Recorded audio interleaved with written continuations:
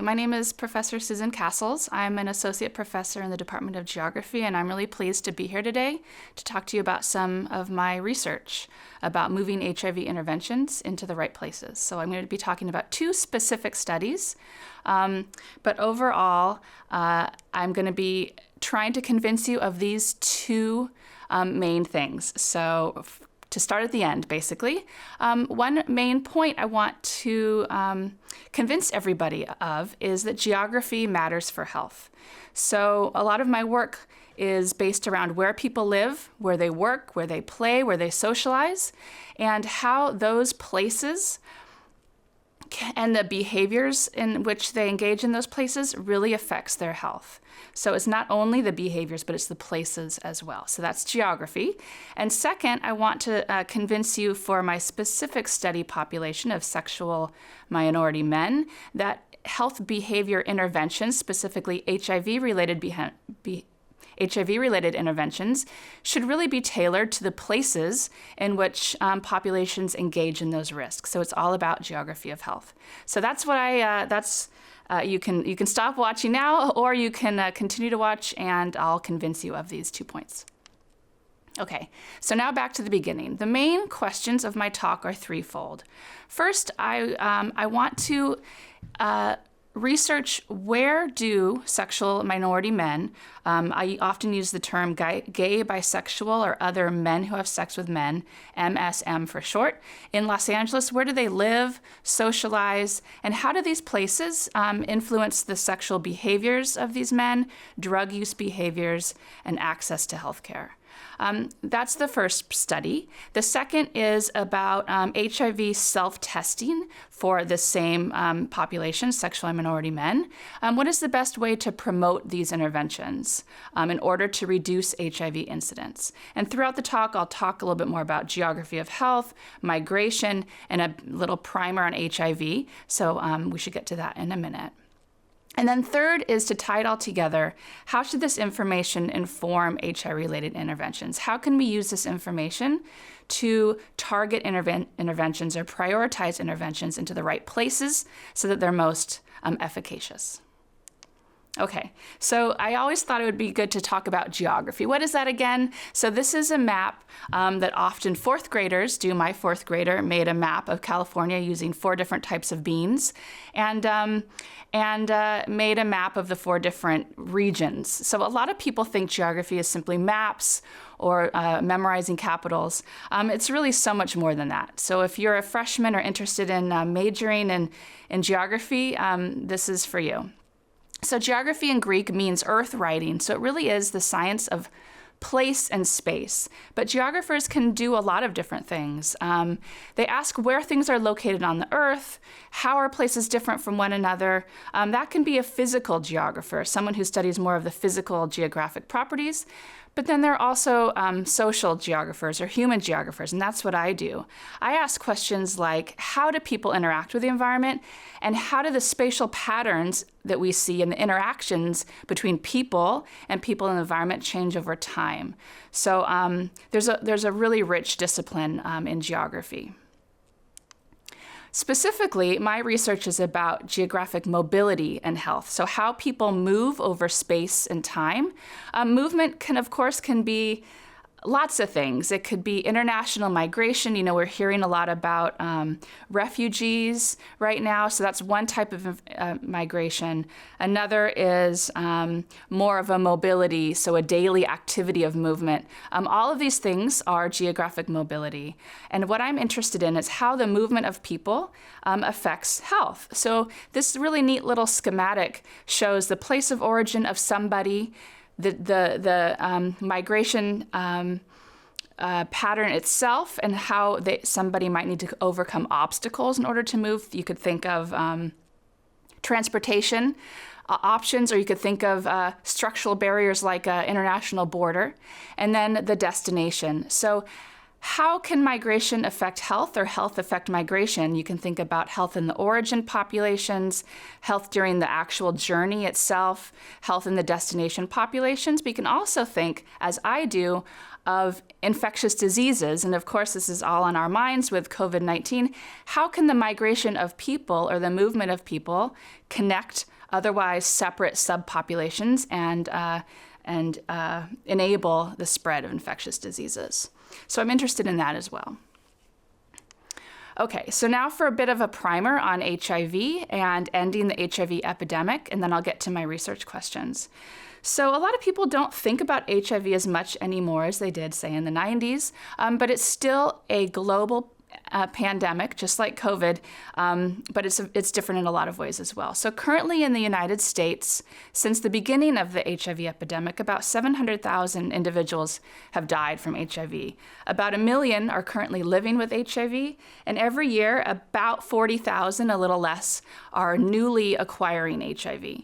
So that's the bad news. I guess it's still a very persistent and deadly problem. But the good news is that incidence is declining, the number of new infections. And the U.S. came up with this goal called Ending the HIV Epidemic, a plan for the United States of America. And the goal is to reduce new infections by 75%.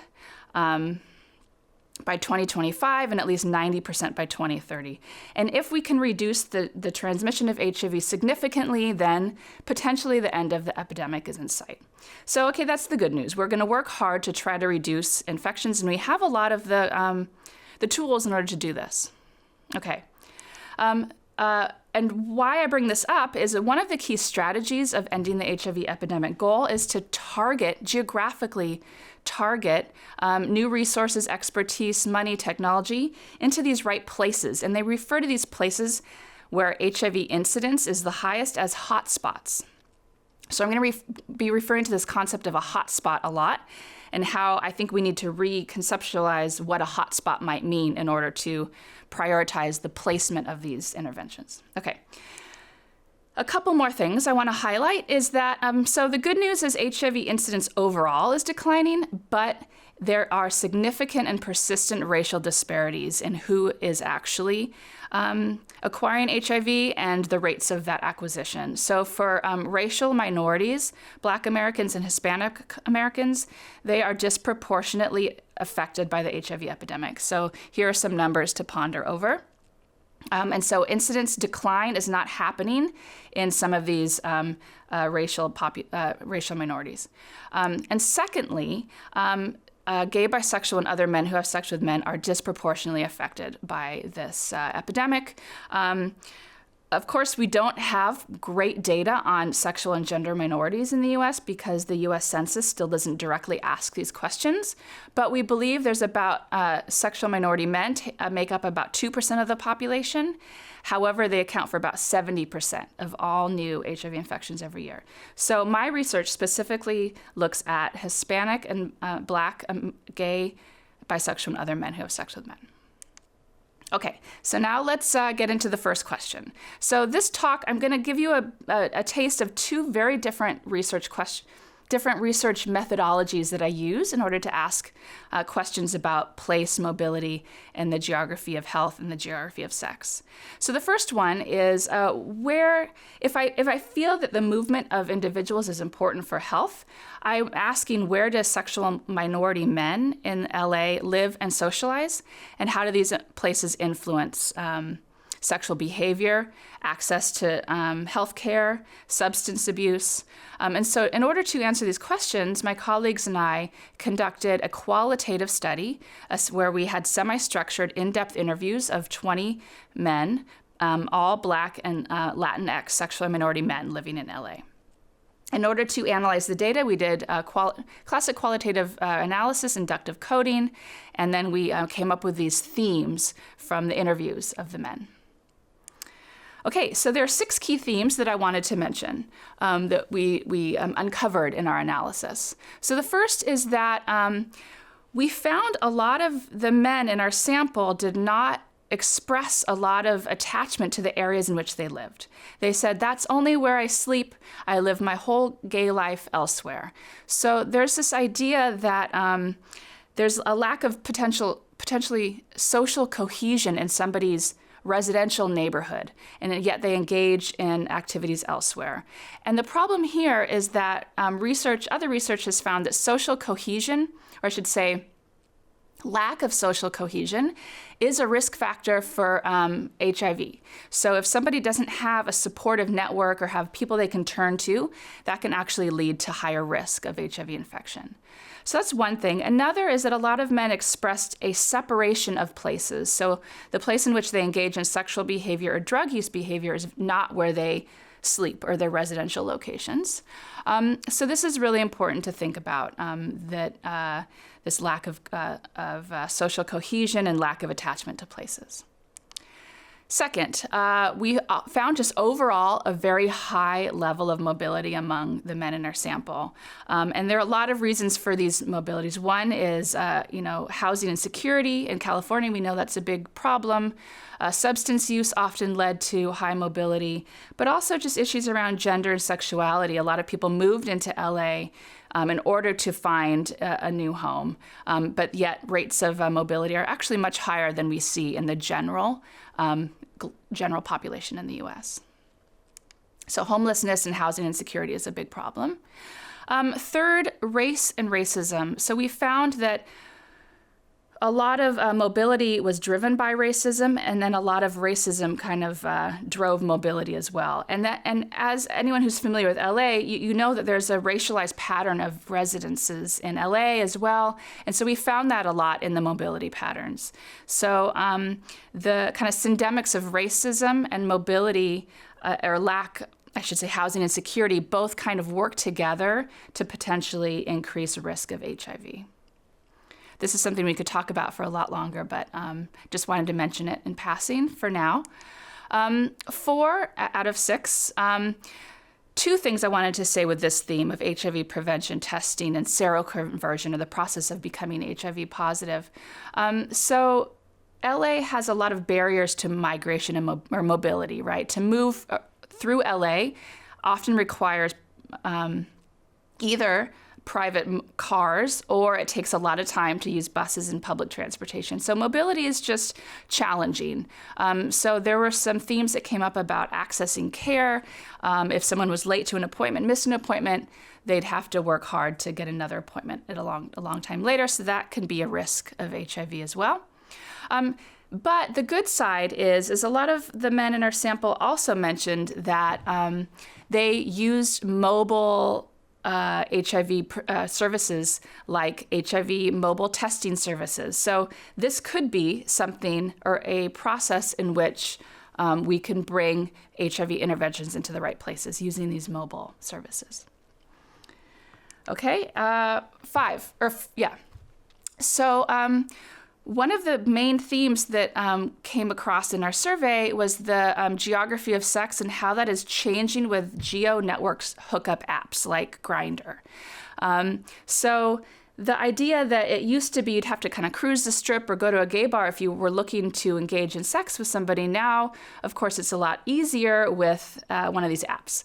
So, but these apps seem to be changing the geography of sex. And one respondent mentioned an overground place, which is like a bar, and an underground place would be like a private home where people could engage in sex. And it seems that potentially the risk behaviors of sex in these underground places are higher, so with more substance use as well. So they also mentioned that these apps kind of killed the gay scene, so there's no need to go out. It's easier and more efficient to just find somebody on the phone. So this is a really interesting theme that is worth exploring further, especially in how that is associated with increased risk or ongoing risk of HIV for sexual and minority men. Okay, the last one is substance use. So I should mention that the survey that we used we piggybacked upon a survey called the M study based out of UCLA. And this M study recruited men that often use substances. So about half of the sample of the bigger study are men who use substances. So this was already a theme in the study. So it's not surprising that the substance use theme came out in our analysis, but it's interesting to think about how substance use and geographic mobility work together to potentially increased risk. So a lot of substance use themes came up in reasons why people were mobile or reasons why people would engage in sex with others. And also it might be intersecting with the location of sex, whether it's underground or not. Okay, so to tie it all back together, 3 main takeaway messages. 1, residential instability, housing insecurity created these churning patterns of movement around LA County for most of the participants in our study. So these men are mobile, and there's not a lot of security with housing. A lot of men suggested that there is this separation of sexual spaces and social spaces and residential spaces. And these geosocial hookup apps really were influential in the movement and who people are engaging with and potentially the behaviors during those engagements.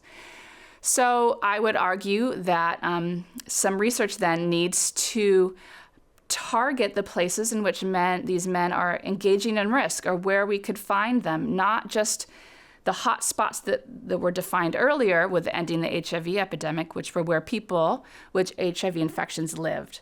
I believe that the hot spot should be the hot spots of risk, the sexual risk or the substance use risk. And then these interventions should be targeted to those places. Okay, so that's the first study. So let's move on to the second one. So the second study is very different in the sense that instead of a qualitative study, this is a study where we used mathematical modeling of infectious diseases. So the question, let's back up. The question was, now we can go to CVS and buy an HIV self-test. Kind of like you can buy a self-COVID test at CVS. We can do this with HIV as well. So this is a good thing, right? People can test themselves if they feel they're at risk, or if they're acquiring a new partner and want to test before they engage in sex. But so our question was, what is the best way to promote HIV self-tests among sexual and minority men in order to reduce HIV incidence? Okay, so we used a lot of data from a number of surveys, Involvement, AMOS, the MAN Project, the PUMA survey, and we used those data to parameterize a stochastic network-based HIV transmission model. So that's just a fancy way of saying a simulation model. We're using a computer, we're putting in data, and then we run simulations to test out different hypothetical scenarios. So this is a really good way when you can't do, for ethical reasons, money reasons, time reasons, where you can't do real-time experiments, but you want to understand what if scenarios. What if everyone used self-tests? What if only a certain population used self-tests?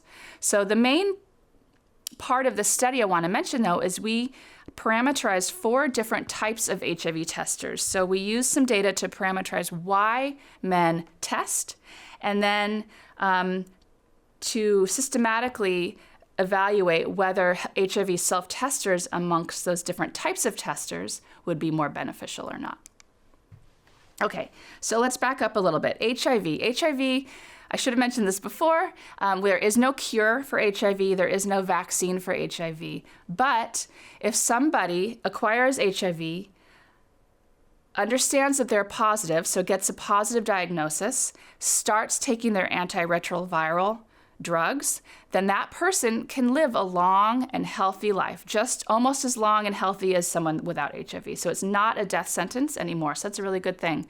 But secondly, if someone starts their antiretroviral medication and adheres to it, they are almost 100% protected from passing on that infection to somebody else. There's a 96% reduction in the transmission risk from a HIV positive person adherent to their medication to pass it on to a partner. Okay, so HIV testing and diagnosing someone's status is really the first step. Okay, because it reduces ongoing transmission and it allows somebody to live a long and healthy life. Okay. Globally, about 50% of people globally living with HIV are unaware, and being unaware of your status actually leads disproportionately to more infections. So that's another reason why it's important to test people and diagnose that infection early on before they're potentially spreading it to others. So how do we then increase knowledge of HIV status? Well, you can increase testing frequency, or you can get better tests that can detect infections really quickly. Okay, so HIV self-test. So typically someone would go to their doctor or to a clinic and get tested there. But now you have a test where a person can go to a store and buy it. So it's rapid. Usually for this one, you swab some saliva. So people could test more frequently. So because the majority of new infections occur due to people not knowing their status, this public health campaign suggests that you should be part of the solution. You can go visit your local HIV clinic, get tested, or you can go test yourself, right? It's kind of a cheeky message, but you can go test yourself at home.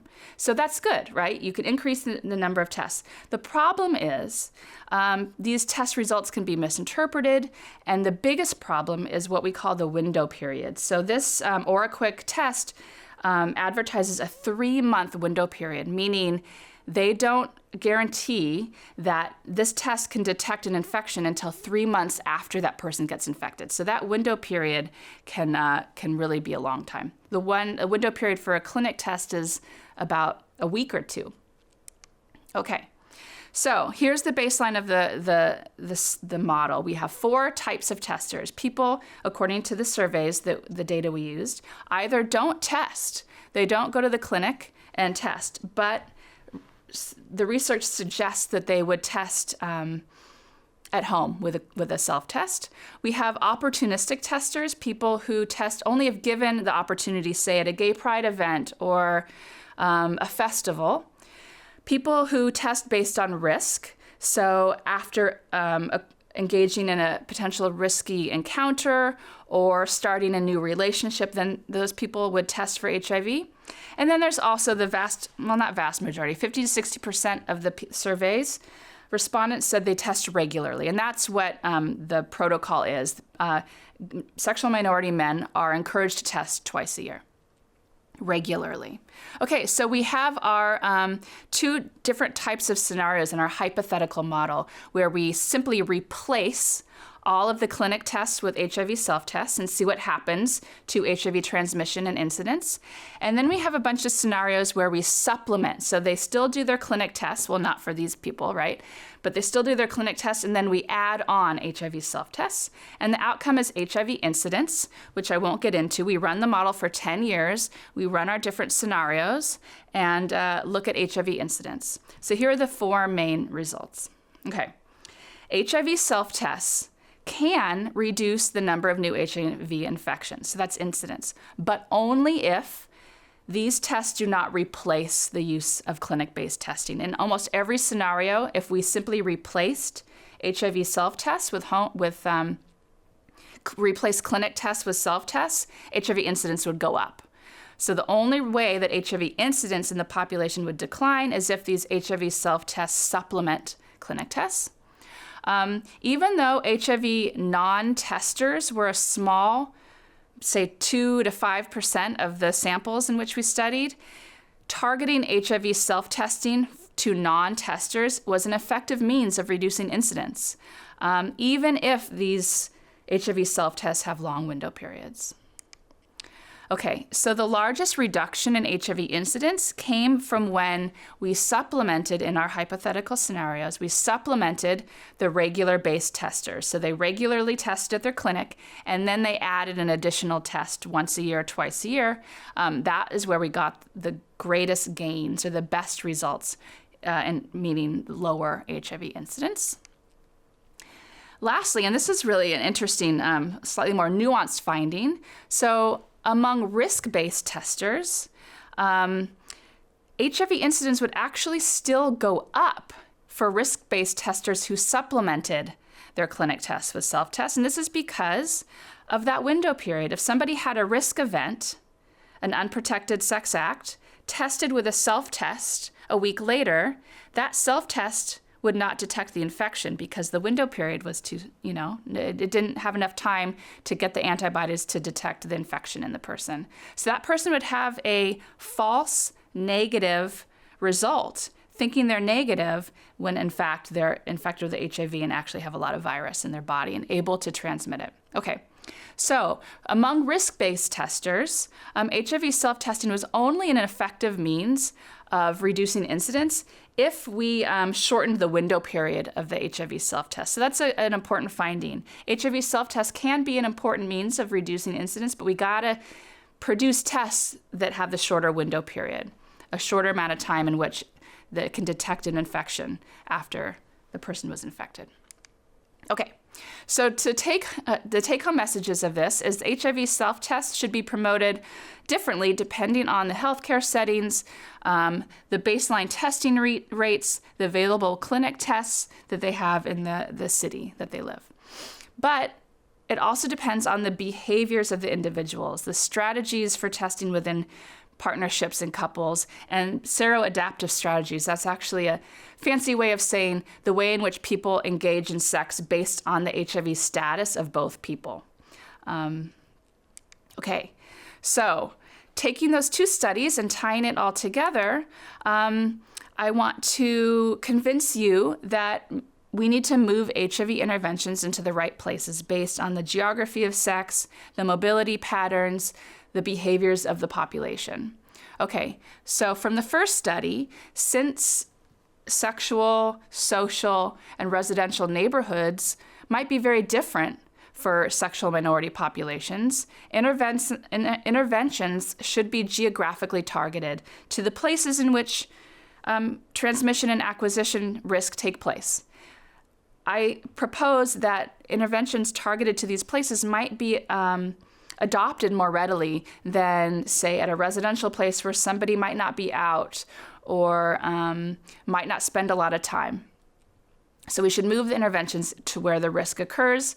Also because there's a movement in public health now for like peer delivery interventions, like drug antiretroviral therapy given by peers, or using pharmacies to get pre-exposure prophylaxis instead of the barriers of getting to a healthcare facility and talking to a doctor. Interventions are kind of becoming more common in communities through alternate delivery means.